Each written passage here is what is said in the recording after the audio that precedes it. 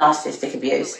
We had a great turnout for our first episode, which was on love bombing. If you haven't watched that yet, then please go back and have a watch of that before you watch this one, because we're trying to do the series as well in the order of which a relationship with a covert or malignant narcissist takes shape. So this week we are doing our episode on gaslighting. We officially start at 8 o'clock, so I'll be waiting for a few people to join. So if you're watching this on the playback, then you can skip forward 5 minutes, because we'll be doing intros and we'll be finding out how people are. So if you want to dive right in, then yeah, you can forward to that point. So, Found My Crown is joining now, Miss Aina, and then we're going to wait for a few more people to join, and then we will commence just after 8. So I'm just waiting for her to bring the request through. Whilst I'm waiting as well, I'll pin a comment on the topic today.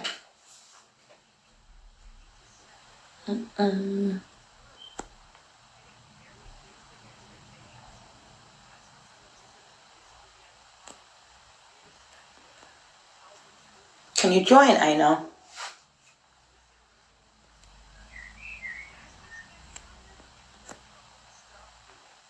Why can't I comment in there?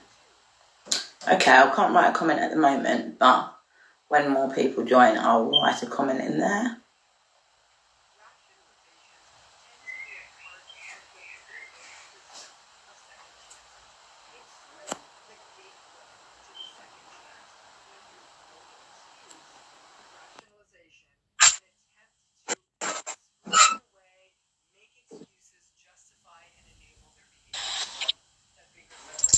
Hello, Queen. Oh, hi Bianca.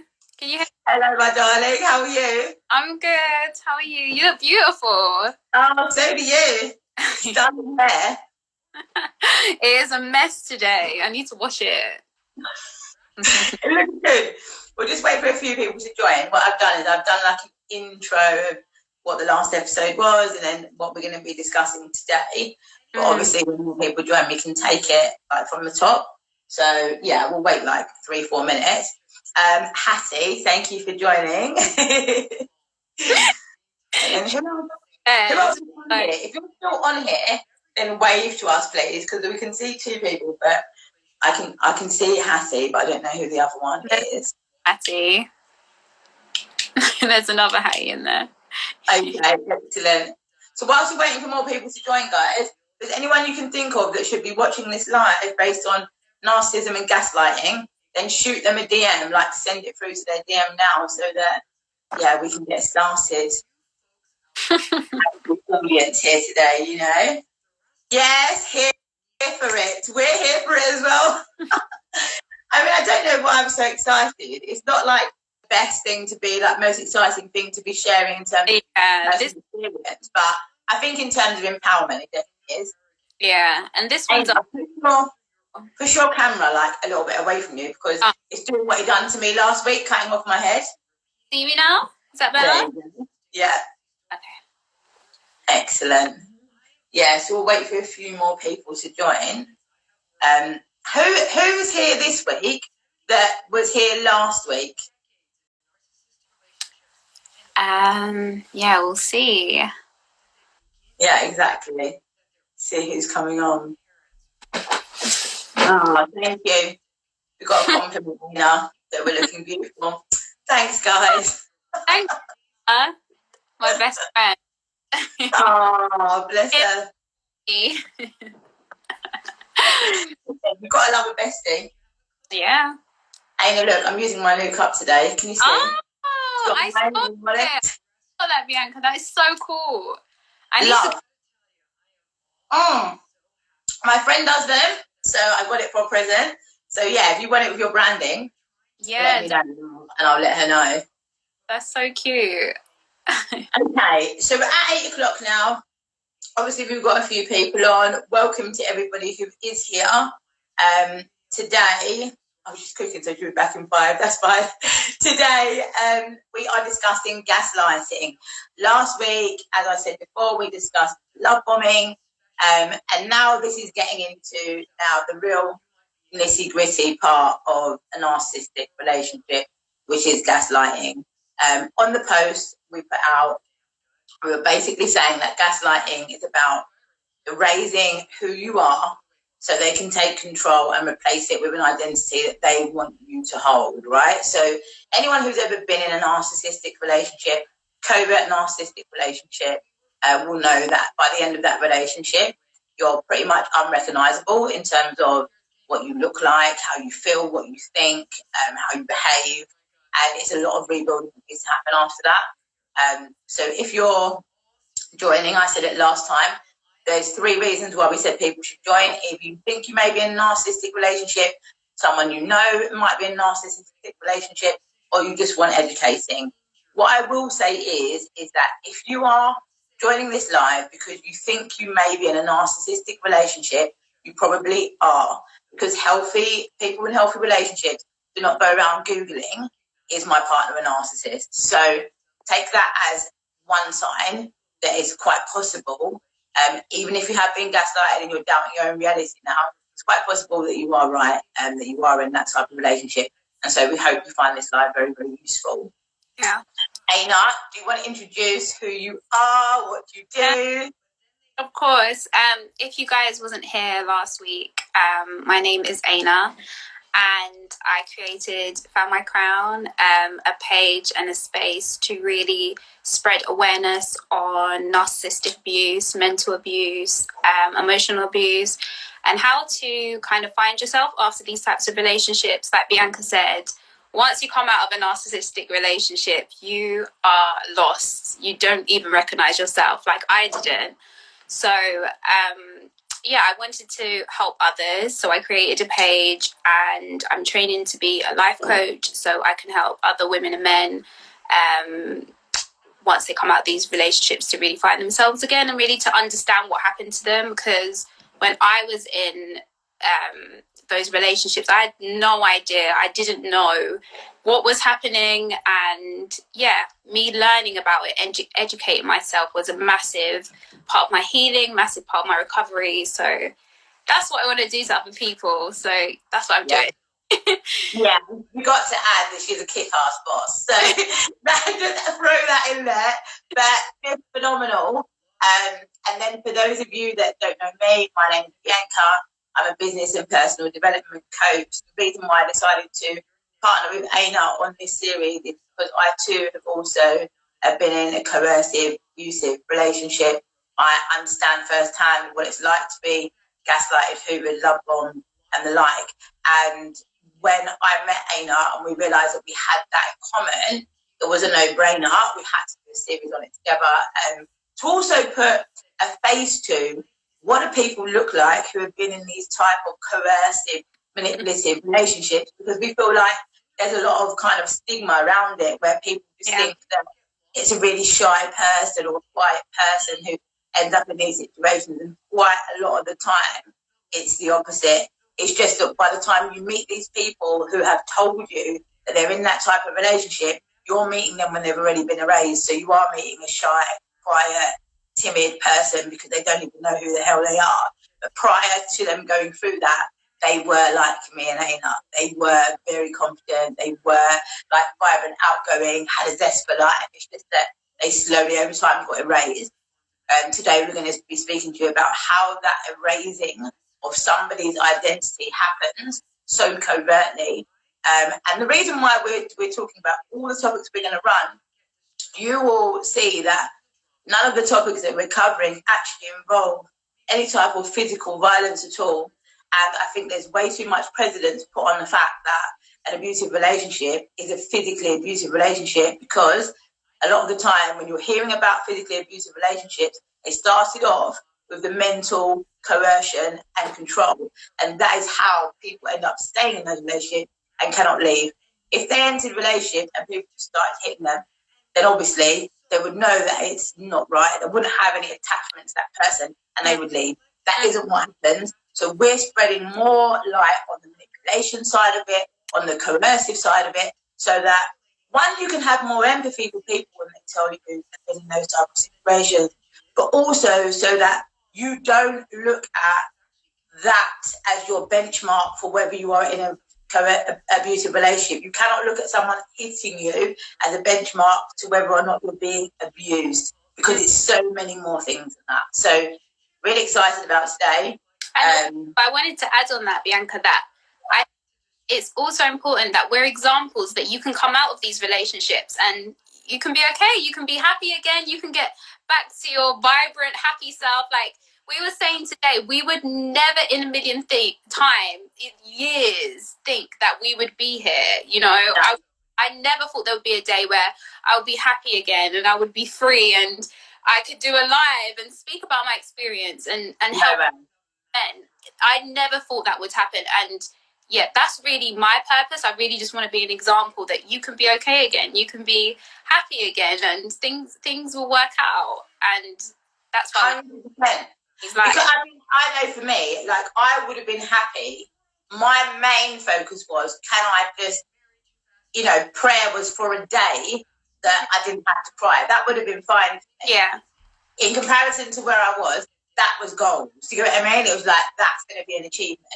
Yeah. But to think that, especially the speaking about it, if anyone's watching that in a relationship like this or have been in a relationship like this, they will know, like, you literally so controlled by that person that you believe that you can never speak out, you can never say anything. You get what I mean? Oh, when you get to the other side, the night of a coward they are. Do you get what I mean? And you're just like, nah, I'm saying what I want when I want. Mm-hmm. I'm living my best life. Yeah. Ever think this day would come, and I just want to be that example that you can be down here and you'll rise again and you'll be better, you'll be a better version of yourself, you'll be more happier than you've ever been. And that 100%. Is the goal, to get these people out of these relationships and back to the most happiest, most amazing self, and you will be better than before. 100%. Yeah. Because what I used to think as well is, can I go back to, when I ever go back to who I was before? Mm-hmm. But then I remember watching a live and they said, who you were before was someone who didn't have the knowledge, was not aware of what could potentially happen, and therefore was open to abuse. The goal is not to go back to who you were before.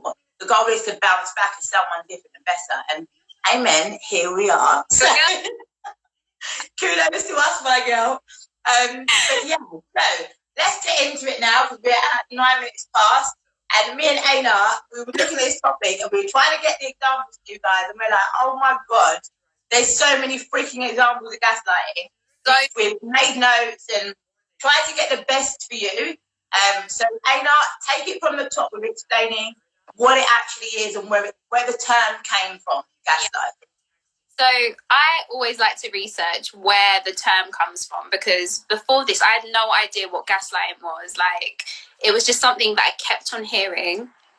So it comes from a play that was turned into a film called Gaslight. And it is a man in a house that keeps on turning up the gaslights.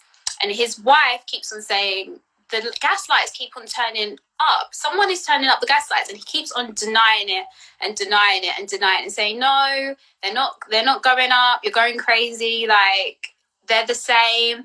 And basically she just starts to doubt her own reality. She starts to question herself, like, are they really going up? The man keeps on saying they're not going up. So maybe I'm wrong. And what happens in the end? She turns insane. And that doesn't mean we're going to turn insane. It just means that this is a clear example of gaslighting. It's someone that really refuses and denies your reality, your feelings, your emotions, your thoughts, and not even denies it, but replaces it with their own. And it's a method of like manipulation, brainwashing. It causes you to really question yourself, to doubt yourself. And that being done to you over a period of time can really make you rely on that person. It can really make you question your own self and lose that, that inner intuition and that inner voice. It can really make you really question who you are, what you're doing. Am I right? Is this person that I'm with saying all these things that are right? So that is it in the basic term. I don't know if you had anything to add to that, Bianca. So there's an analogy that's quite popular around it, because I think you explained that really, really well, and I hope the people who didn't understand what it was before, they can get a really clear picture from that. Yeah. And an analogy of like coercive abuse then, as opposed to like abuse that is more obvious, is that they liken it to like if you put a frog into a pot and you put it on like the lowest heat possible, right? Really, really lowest heat possible, and you allowed it to kind of simmer and heat up. That frog wouldn't notice what was going on until it was too late. It's the same as, you know, when you're in the bath and you can put more hot water in the bath once you're in there than you can before you get in there. So you can keep on turning up and turning up and turning up. So but at some point it reaches boiling point, and obviously by that time the frog is like totally like erased and totally like frazzled, which is how we end up in that situation. And basically, if you had just boiled the water in the first place and dropped the frog in there, as the frog went near to the heat, it would probably try and cling off and bounce back onto something else. But it is that slow turning, and that's what the gaslighting is as well. So it's just a slow boil. And by the time you realise you're in hot water, the damage is already done. Yeah. You're literally unrecognisable. So absolutely. That's what it is as well. And just to re-emphasise, they're looking at changing your memories, your perceptions, your judgment, and in some occasions, creating cognitive dissonance between what's happening and your view of it. So this is where, okay, if you use the example of smoking, cognitive dissonance around smoking looks like this. We know smoking is bad for us. I used to smoke as well. I know it was bad for me. When I used to smoke, I used to make up reasons as to why it was okay, like it calmed me down, it stopped me from going insane, it stopped me from being angry, all of these type of things, to make it acceptable for me to stay smoking. When you're in an abusive relationship and you've been coercively controlled, you will start to make those same type of excuses for the relationship you're in as well. Might sound like he's had a troubled past, or she's had a troubled past, or they've got a lot of issues that you don't know about, or their family is not that great and that's why they're acting like this. There's loads of different reasons you can think of as to why you justify what they're doing, but none of them really make any sense when they're looked at it plainly, because right is right and wrong is wrong, and abuse is abuse and kindness is kindness. So that's that. So yeah, that, I think we've been clear on that now. What is it? How does it happen? Like, why does it happen? And so, anything else? I just wanted to say, like, what we're explaining does seem like massive acts of abuse. Like you were saying, yeah, it's done in the smallest of ways, like the tiniest of ways that we're going to go into, but it has really long-lasting effects on a person. It can completely strip you of who you are. You lose your identity. You don't know how to wear your hair anymore. You don't know what to wear. You don't know if you're allowed to go down the road without checking in on your partner. It's those kinds of things, but it's done in the tiniest way that anyone could literally miss. And yeah, all about control. It's just the gaslighter wants all the control of the relationship. Yeah, that's the only thing that came to me. Yeah. So let's move on then to how do you know if you're being gaslighted? Like, what are some of the ways that you can tell? If we're listening to this now, how can people tell if they're being gaslighted? Okay, so the gaslighter might just ignore you when you come to speak to them. They're just going to act like they're not interested. So if you're trying to explain something or trying to say to them, this is how I feel, they'll either ignore you, or they might act like they're listening, but not really take it in, or divert the conversation. They might start talking about football, or they might start talking about their own feelings. So it kind of makes you question, next time, do I bring it up? Is my feelings that important? And another way is they might question you. So let's say you bring something up. They might say to you, oh, really? Really? Did it happen like that? Because sometimes you tend to forget things, you know. You tend to, did it really? And you might start to question yourself, like, oh, did it? And what they do is they keep questioning you until you crack. It won't be one or two times. it'll be a constant questioning until you really start to doubt, oh, maybe that situation did happen. And then you might find yourself going through back pictures or text messages trying to prove that, you know, this really did happen. I'm not going crazy. And that is a big red flag that you are being gaslit. A massive. I think as well, like that technique of questioning is something they use in police interrogation interviews. They ask you the same question again and again and again and again, try and see if it can just trip you up. And in the end, you're so frustrated you'll just admit something that you didn't actually do. So the other thing I guess to look out for is you feel confused quite a lot of the time. So before you used to be quite a decisive person, and now you feel confused quite a lot of the time. You can make excuses for their behaviour. You start seeking their approval for stuff that you wouldn't seek people's approval for before. When you are happy, they're sad. When you're sad, they're happy. They may say to you that that's how a relationship goes, that it's about balance, and that, you know, when one of you's sad, the other one needs to pick them up and stuff like that. But you will see that you are never, and if you are, only some of the time, like 5% of the time in your relationship, are you on the same wavelength. Most of the time you're like this, literally, like a seesaw, and you're constantly trying to get back to the good bit. And in order to, well, as soon as you get back there, you'll be dropped to the other side again. They flat out lie to your face as well. So you can literally be standing in their face, watching them do something, and they will tell you they're not doing it. Like literally, right in your face. That actually makes you go crazy, because you're looking like, I don't know, someone's making a cup of tea and you say, oh, you're making a cup of tea, so can you make me one as well? And they say, I'm not making a cup of tea. Yeah. Like, dead serious. And they are making a cup of tea. Like, I'm even explaining to you now, like, they are doing it, but they're literally standing in your face and say they're not. You doubt your own perceptions, and you find yourself having long conversations with them that go nowhere. So you can have a 3-hour conversation about improving your relationship. That conversation will go nowhere at all. You'll bring it up like the next week or so, because you've given them a chance to implement what it is you spoke about. They'll say to you, you didn't give them specific outlines of exactly what it is you wanted them to do. You then give them specific outlines of what it is you wanted them to do. They then say that you're patronising, you're treating them like a child, and you've got no respect for them. And then that's now the argument, that you're disrespectful, when they were the one that told you to point it out in the first place, for them to their behaviour. It's constant diversion and crazy making conversation. So you think you're talking about one thing, and all of a sudden it will get flipped into a totally different thing. So there's some examples as well. Any other examples you've got?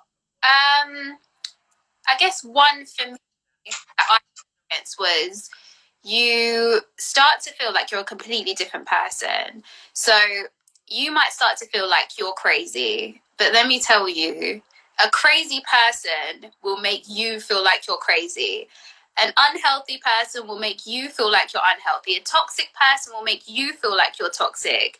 And if you think about who you was before this relationship. If you was a happy, positive, easygoing, you know, person, and now you've become depressed, anxious, you think you're crazy, you're doubting yourself, you're constantly apologizing, you don't feel like you're good enough for this relationship, that is because someone is manipulating you. These feelings aren't coming out from nowhere. Someone is making you feel like that.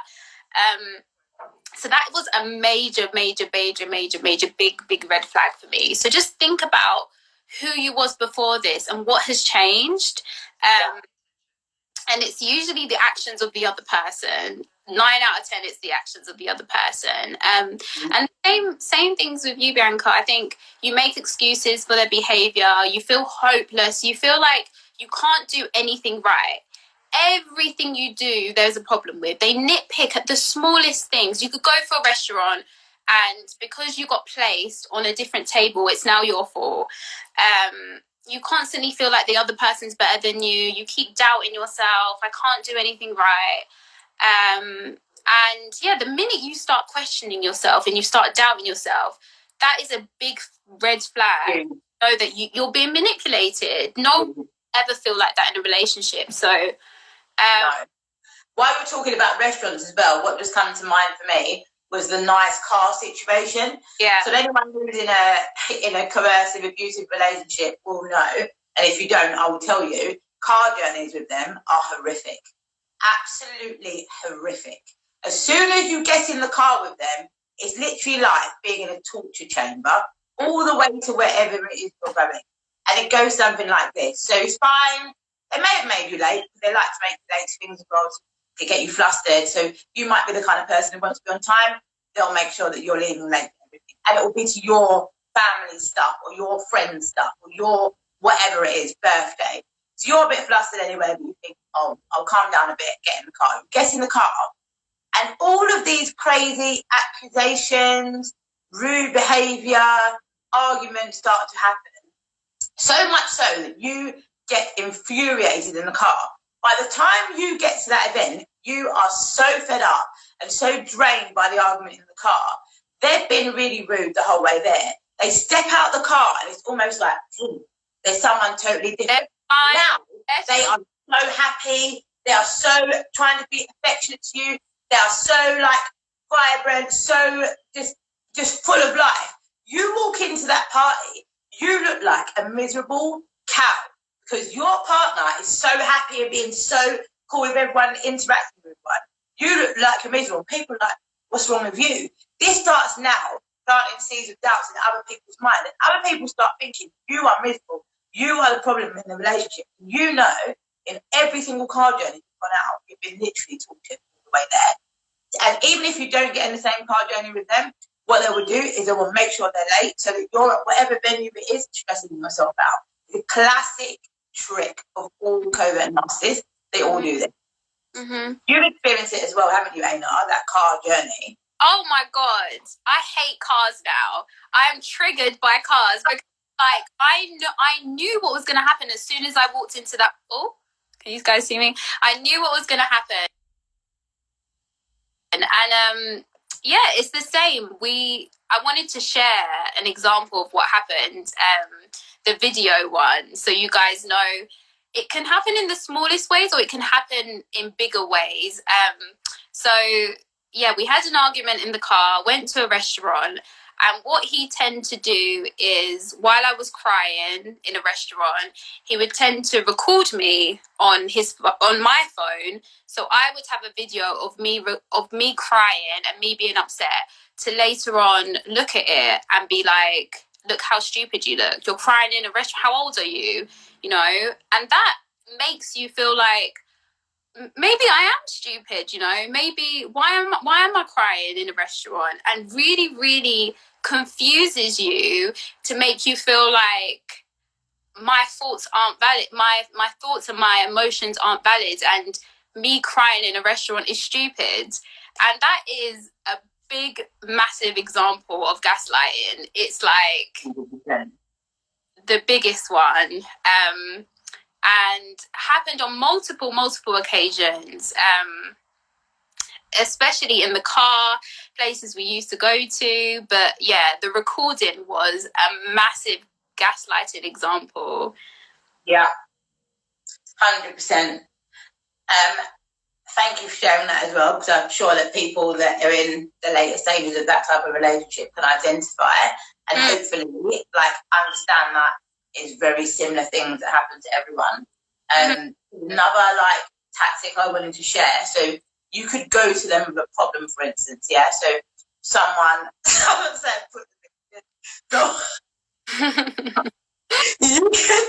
you could go to someone with a problem, so your partner, right, and say someone's bothering you at work. Say you're being picked on by your boss or whatever it is. Go home. Obviously, you talk about this in a relationship. Yeah. So you go to them and say, look, my boss is really bothering me, picking on me at work, and, you know, just keep on nitpicking everything that I do. And I'm really struggling with it. And then they'll say, look at you really sincerely and be like, babe, is it okay if I, speak honestly to you about it? You say, yeah, of course, babe. I want your honest, advice or feedback. And they say, the thing is, you're the type of person that other people feel intimidated by. And I think maybe you've been being too bossy there yourself. And so they've got no choice but to like put you in your place like that. And maybe if you was more of a nice and understanding person, then that wouldn't happen to you. And to add to that, at the end, you will get there. You know, obviously I'll back you in this situation with your boss because I love you. But I do have to tell you the truth. You're just not a nice person sometimes. Mm-hmm. Just, you know, just because I love you, I want to tell you the truth. And it's like constant, like, I think they're like smiling assassin, right? And so in that situation, you're like, well, what do you say to that?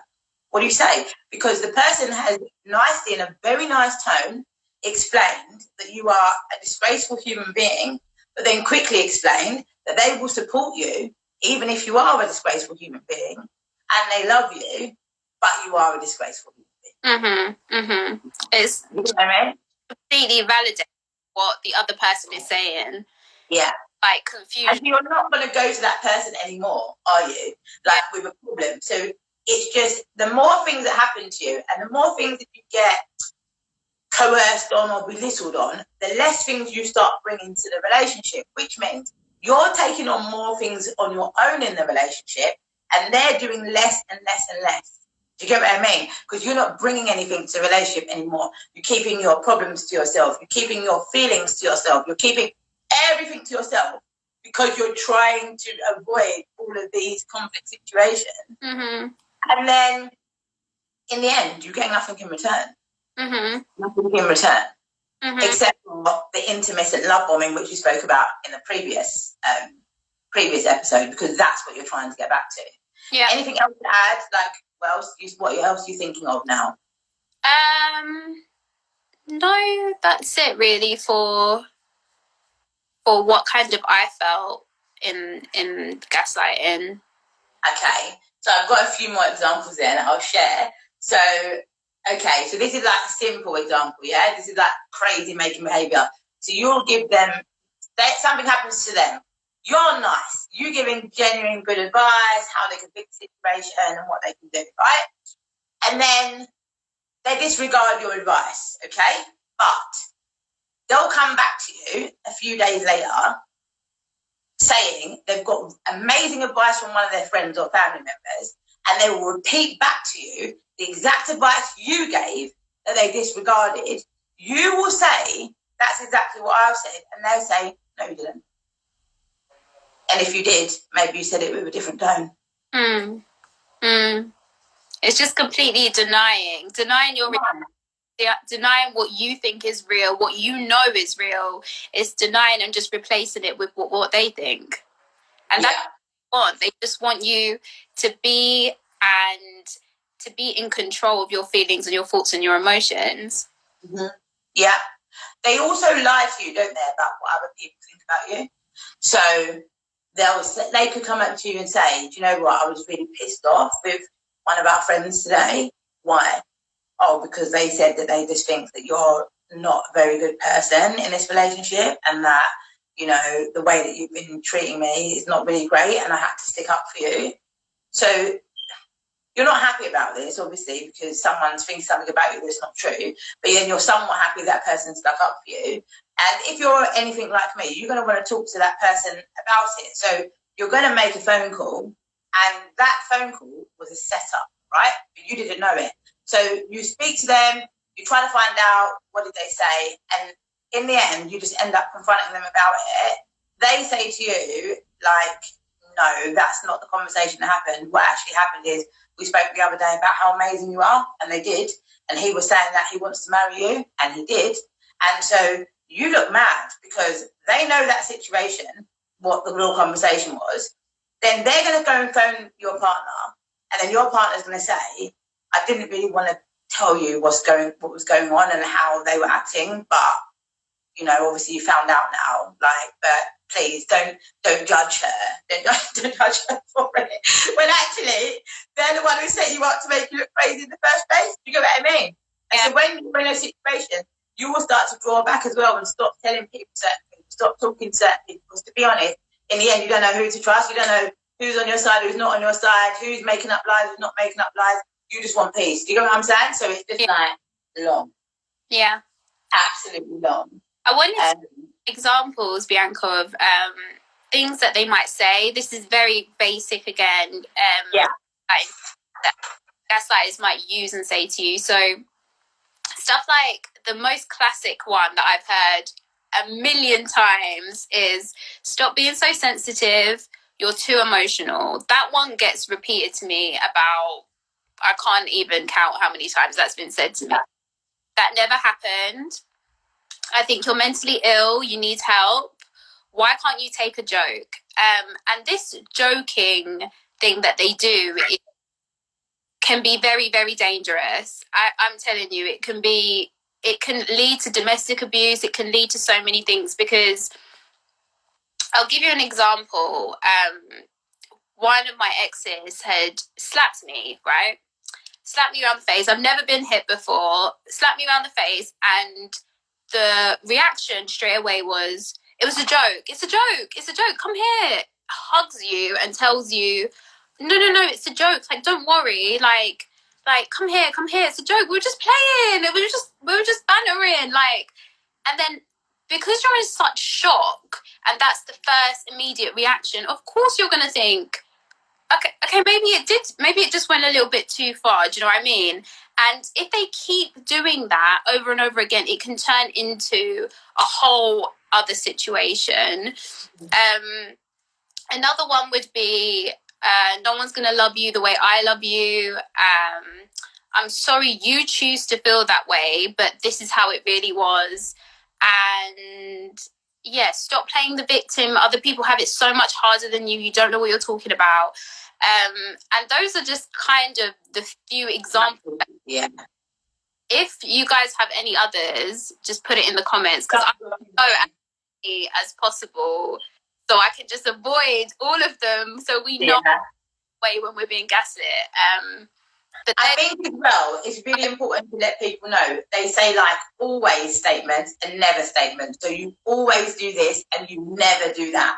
Now, nobody always does something and never does, do you get what I mean?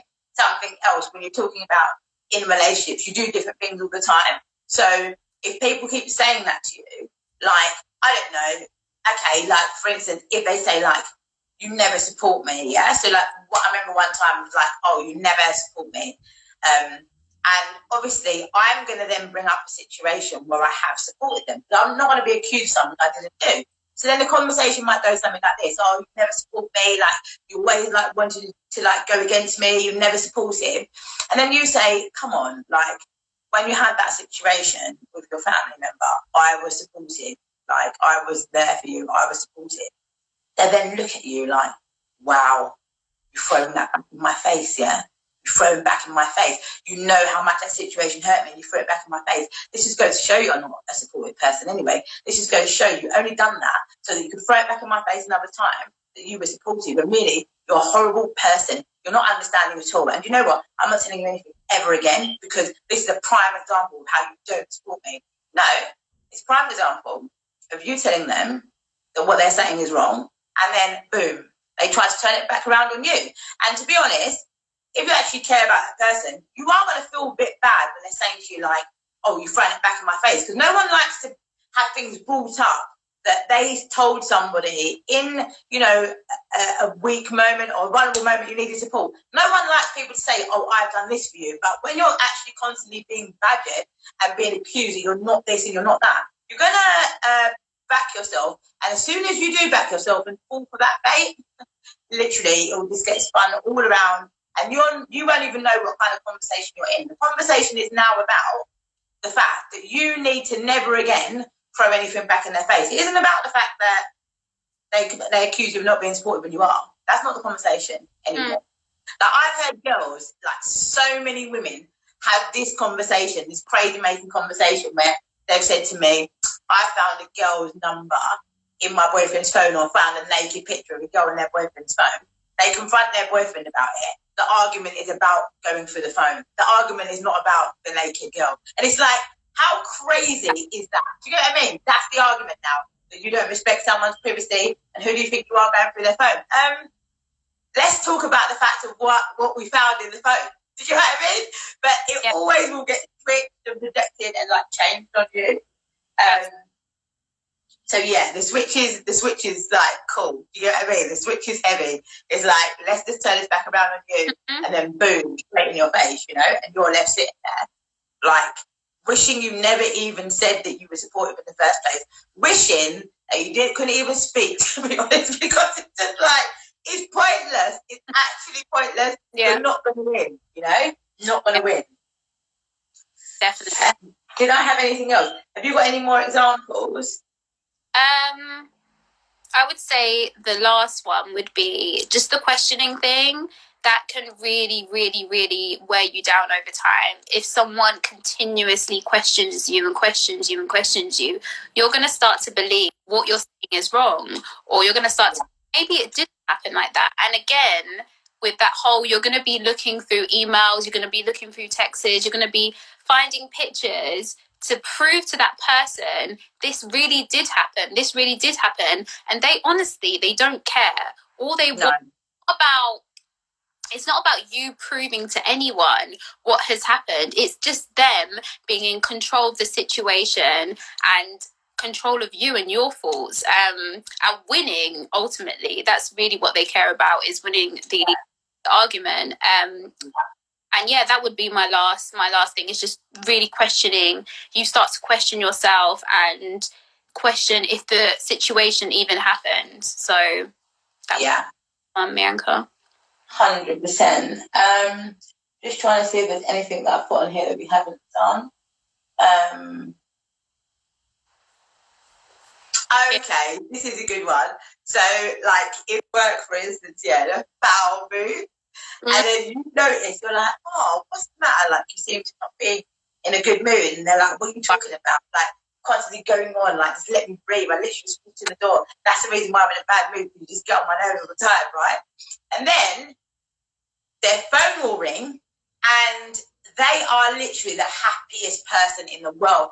Hey, how are you? Like, having the most excited and animated conversation. You're watching this. You're thinking, maybe it was me who was the person that was annoying me. But they're speaking to that person, like, perfectly fine. And so now you start to question whether your judgment character is actually right.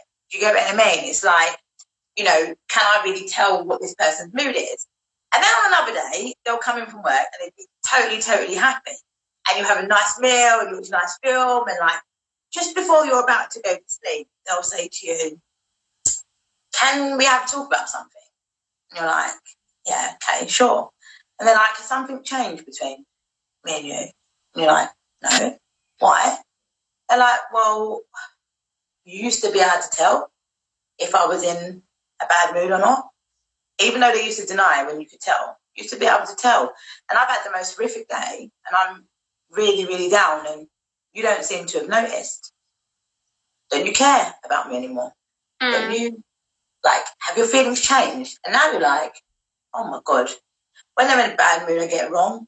I thought we had a good night, and they're actually dying inside, and I've got that wrong. Like, do I actually even know anything? And so now you're going to start anticipating everything. Do you get what I mean? Everything. Because you don't know, well, you think you don't know, what judge of character. Like, they're happy. They've said they're dying inside. They seem angry. Their phone rings, they're the happiest person in the world. So you're watching all this like, what the hell? Now, what kind of person am I? I don't even know how to judge people's moods. Do I even know how to judge my own mood? And then they'll even say to you, I don't know if this happened to you once, you're in a great mood, and they say, you seem a bit off. What's wrong with you? And you're like, no, I'm fine.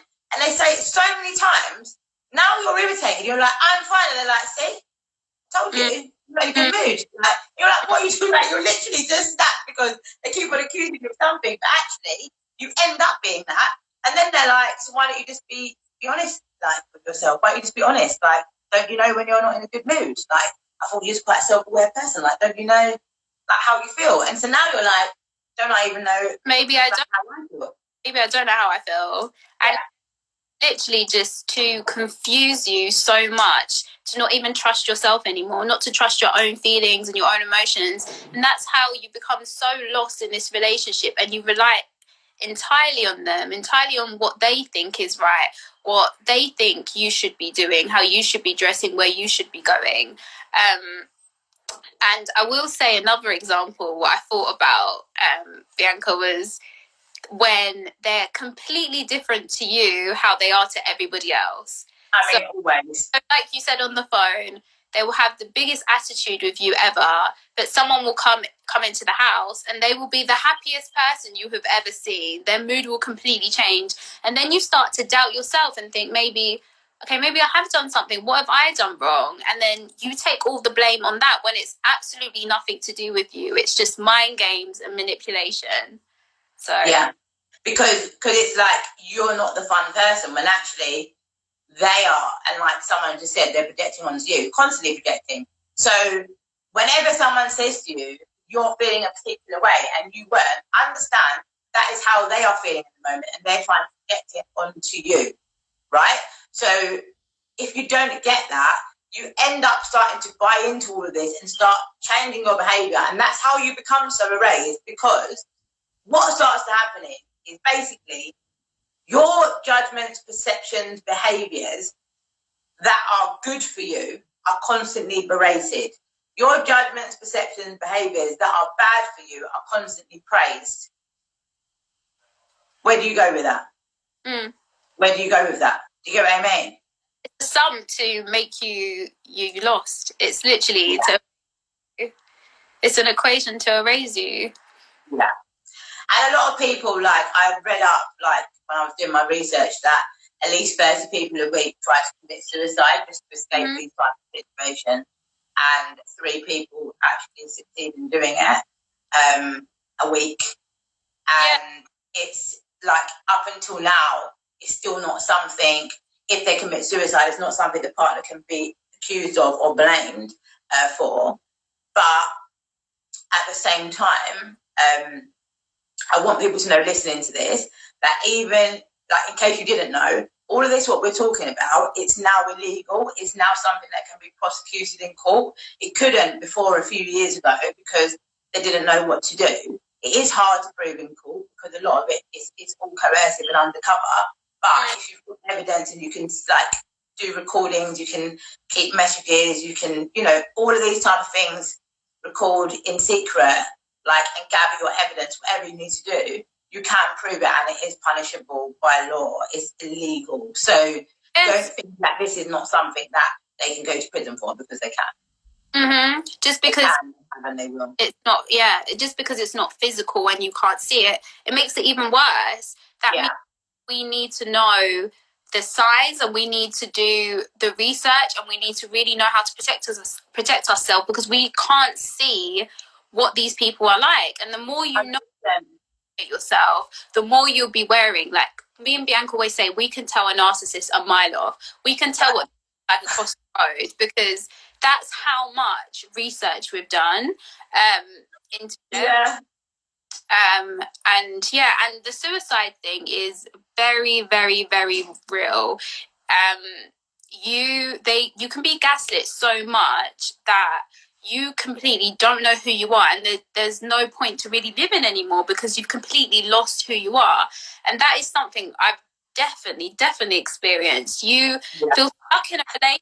You don't know how to get out, because if you do get out, it's like, who are you even going to be if you do a relationship? You don't really have anything left, because this person has literally taken and confused you so much that what's the point anymore? So that is a very, very real thing that I think needs to be much more seriously in society. 100%.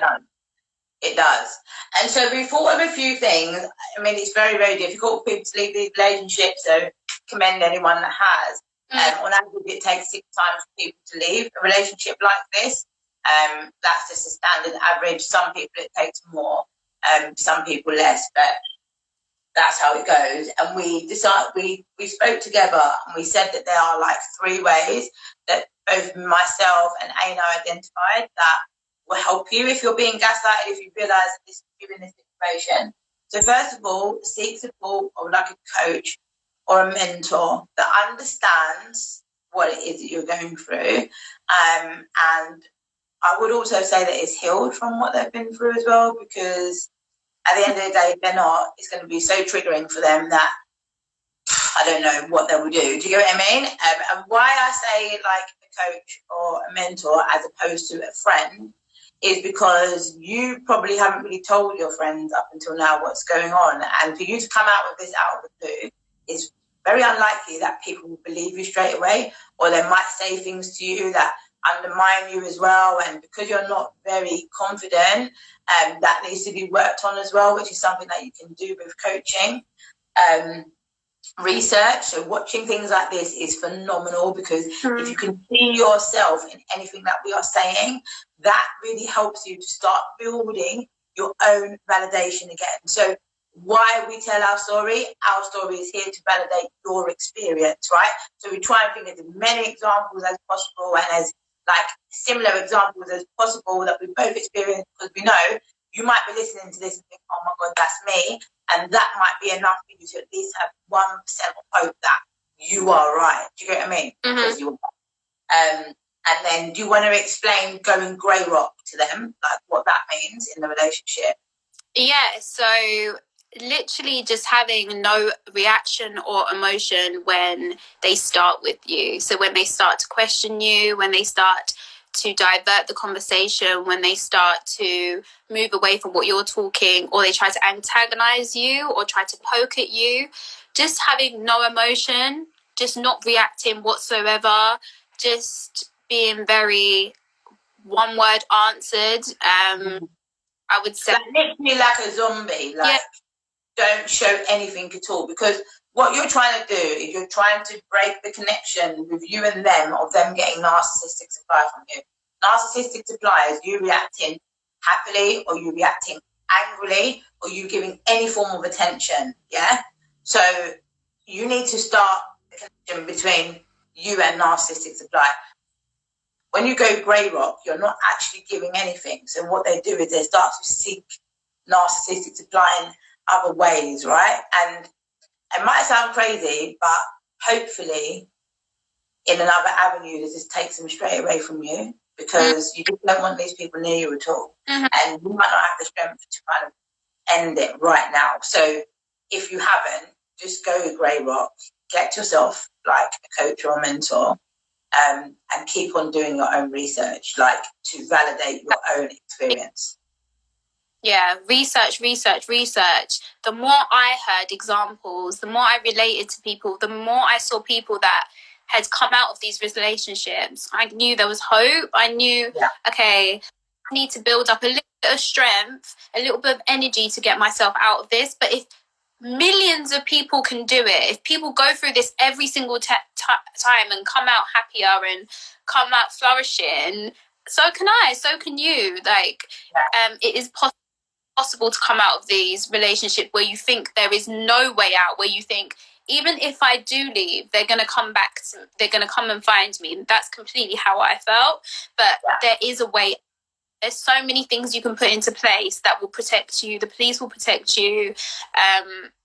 It's all about really you making that first step. It's you being brave enough for your love yourself enough to be like, it's enough. It's enough, because it's not gonna get any better. It's gonna keep on getting worse and worse and worse, and you need to be brave enough to really make that move for yourself. And I pray you do. Honestly, I do pray for as many people as possible to never feel what me and Bianca had to go through, because honestly it is the worst feeling. So just keep doing what we really spoke about today. I had one. If you don't feel quite ready and you do want to make a point to the gaslighter, try and just stick to your word. Don't let them divert. Maybe say to them calmly, okay, you want to speak about that. Maybe let's speak about that tomorrow. Let's speak about this today, and just keep bringing back your words. Keep coming back to the subject in hand, and try not to let them divert or control your feelings. Another one is work on yourself, work on your emotions, try to master your emotions, try to love yourself as much as possible. If you think you're in this situation but you don't feel brave enough to leave, start on yourself. Try to trust your intuition, try to get in touch with who you was before this, try to really like come back to that person you was before, and that will give you the strength to eventually leave if it's a little bit too hard now, because it took me years of going back and forth, and to build up the strength to leave is a massive, massive thing, but you will never, ever regret it. It will be the best decision you have ever made in your life. Yeah. I mean, I will say, putting a disclaimer out there, not initially it won't, because we'll talk about this another time in terms of trauma bonding. It's horrific for quite a while, but that's why the support of people around you and a coach is important. But when you get to mine and Einar stage, yes, it's good, you know. I also wanted to say, because you mentioned it, you were basically speaking to them about having boundaries and trusting their intuition. I've done 2 lives on this on my IGTV. Go back and watch my live on how to assert boundaries and how to know what's your intuition vs what's anxiety. I really, really hope they help you as well. They're really, really good. The boundaries one helped me so much. If you're an empath, if you feel guilty about everything like I do, if you don't know how to say no to anybody, that is me. I don't know how to say no. I'm an empath. I feel everybody's pain. I put everyone before me. Bianca's given some amazing, amazing tips. So go and watch that live. It's so good. I wrote everything down that you said, Bianca. It's like a 10